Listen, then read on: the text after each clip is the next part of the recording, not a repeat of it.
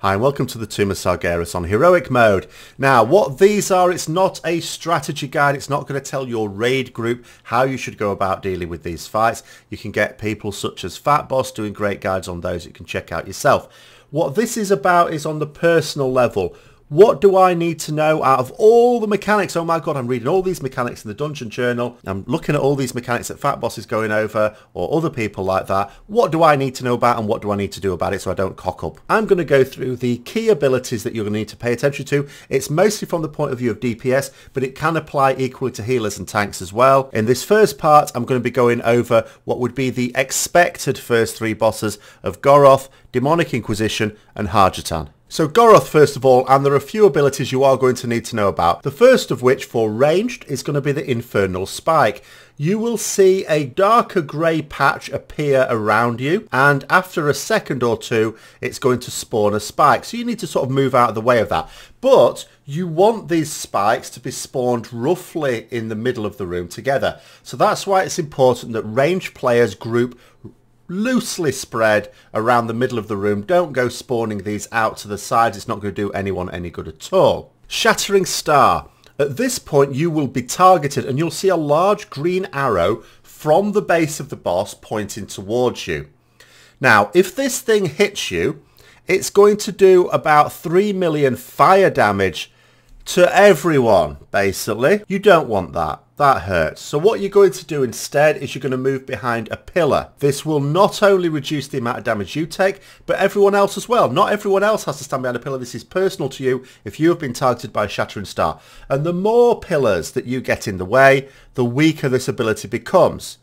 That being said, you don't want to be destroying all the pillars because you're going to need at least one for Infernal Burning. So Infernal Burning is like a cast that the boss does every now and then. And what's going to happen is he's going to do a massive amount of fire damage.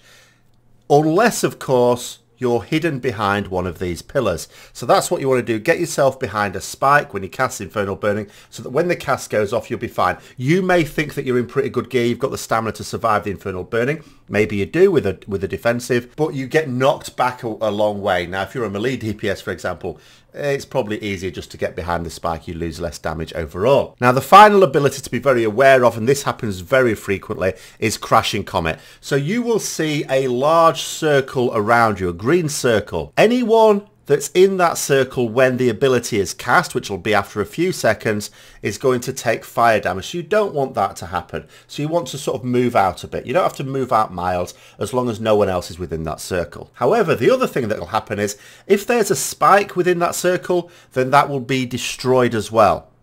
Now, there's no particular reason on normal or heroic to destroy any of these spikes, so you don't particularly have to do that. But what you absolutely don't want to do is to destroy a load of them because you might not have enough up for Infernal Burning. So it is easier just to make sure that you're away from both spikes and other players so that only you take the damage. When you have taken the damage, along with any other players who were in it, you'll also get a debuff, which is a fire dot that'll last for 16 seconds. And that's pretty much all there is to Goroth, really. All you have to do is make sure you deal with these abilities correctly. It's a single target boss and he will die. He's a very straightforward boss. So when it comes to Demonic Inquisition, you basically have a council fight of two bosses. They have shared health, but you have a quantity called Torment, which will be on your special resource bar. This builds up if you do things wrong, basically. If it builds up to the point where the bar fills, then you'll have what's called Unbearable Torment. This basically massively reduces your ability to do DPS, massively reduces your ability to heal, massively increases the amount of damage you take. In other words, you're worse than useless at this point. So what you then have to do is confess. You get a special extra action button. This will put you inside a cage where there's another mob. Hitting it will cause it to spawn little red orbs. If you collect enough of these red orbs, then you are cleansed effectively of the torment, and then you can leave again. You get another extra action button, which will allow you to leave, go back out. However, in order to deal with this situation, you want to be gathering as little torment as possible. Now, two of the most common ways in which people will build up torment unnecessarily are from two abilities that each of the bosses have. Atragon has an ability called Bonesaw, so every now and then he will cast this and start spinning around like a madman.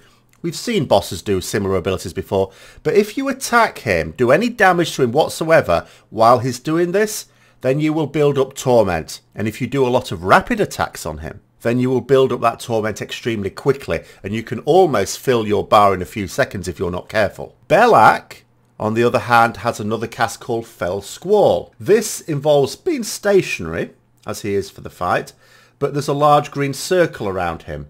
If you do damage to Belak while he's casting Fell Squall, similar sort of thing, you will get torment building up. Now the way to deal with this as a DPS is by default be attacking Belak because he doesn't move anywhere, but when he's about to cast Fell Squall, move on to Atragon, who will be tanked away from Belak so that any incidental cleave abilities don't accidentally do damage to Belak. So DPS Atragon, when you see that Fell Squall has stopped being casting, don't wait for Bonesaw to be about to cast. Go straight onto Belak. So the default boss to be on is Belak, and you're just only not attacking him when Fell Squall is active. Now Belak also has a number of casts, and one of which has to be interrupted, which is called Pangs of Guilt, which does a fair amount of shadow damage to enemies cast by it. You should set up with melee a DPS rotation to be able to interrupt these. Notes that he won't cast Pangs of Guilt while he's casting Fell Squall, so when Fell Squall's cast and you're switching to Atragon, you don't have to worry about Pangs of Guilt at all. Now in terms of other abilities, there are two key abilities you should know about, one of which is Calcified Quill. So this will randomly target what appears to be just ranged. I've never experienced any of this attacking me as a melee DPS, where Atragon will target you and after a while will cast a cone of ability. Anyone in it will get knocked up as well as take a certain amount of damage. You don't want the raid getting knocked up by this, so it's very important that when you get targeted by Calcified Quills that you move to a position where there aren't other players between you and Atragon, because if there are, they're going to get knocked up. That's reducing the raid DPS. It's also causing a lot of unnecessary physical damage. Now a really important ability that Belak does is Echoing Anguish, so you'll get a purple circle around you which is dispellable. Now, until it's dispelled, it's going to do shadow damage to you, but it's also going to increase your torment.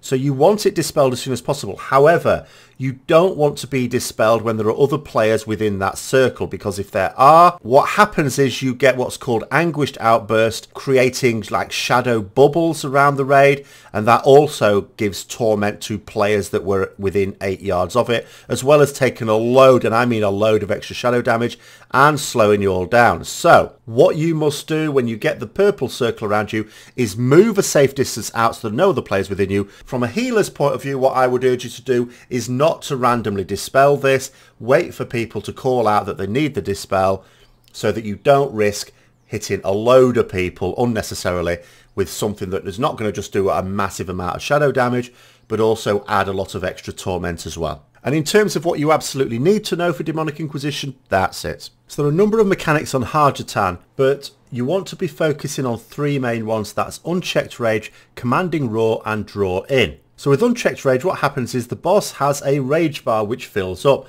When it gets to 100 energy, then they cast Unchecked Rage. This is a cone in front of the boss, and it has to hit at least 5 players, otherwise he goes berserk. But more than that, the damage it does is split between the people in that cone, so you want as much of the raid in it as possible. Now how you deal with that is up to you, whether the raid goes in front of the boss at that time or whether the tank turns it around to the raid who are stood just behind the boss, which is much more usual. That works too, but you must have people in that cone. Commanding Roar is an ability that causes lots of Murlocs to spawn, and there are two types of Murloc. There are the Razorjaw Wavemender. Now these basically just need AoEing down. There's several of these, although you should always try and interrupt them as well, because they cast something called Watery Splash, which is going to splash the person they're targeting and puts a debuff on them, which means not only do they take a frost damage dot, but also it gives them a stacking debuff which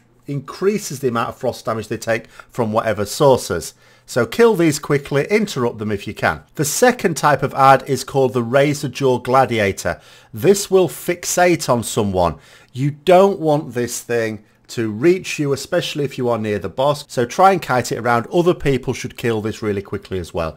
This is a point where the ads are much higher priority than the boss and should be DPS'd really quickly. Then with draw in, there are periods of time when there are puddles around the room. You will see a blue circle appear on you at various points of the fight. You need to move it away from the boss. It's very much like on Nithendra when you get the debuff, get yourself out of there, because otherwise it's going to leave a puddle behind. This does the same thing. During draw in, all those pools move towards the boss. Again, very much like Nithendra. You need to avoid them. This is made a lot easier if you're able to drop as many of the pools as possible on one side of the room so people can simply move to the other. And although there are a lot of mechanics, if you read the dungeon journal, those are really all you need to go through. Just make sure you're in front for the unchecked rage. Make sure that you DPS the Murlocs down really quickly when commanding roar goes out. Make sure you kite the Gladiator Murloc away from you. Make sure you interrupt the Razor Jaw Wave Menders. Make sure you try and drop puddles away from the boss and preferably on one side of the room. And then when drawing comes in, try and avoid taking lots of damage from the pools. If you do that, the rest of the fight sort of fits into line. So there you are. Those are what I think are the most important mechanics on the first three, the easier bosses. On the next episode, I'm going to go through the 3 medium bosses as well. That'll be coming out in the next couple of days. So I hope you found this video useful. If you did, don't forget to subscribe for further content. Share it with other people who you think might be interested. And until next time, I'll see you later.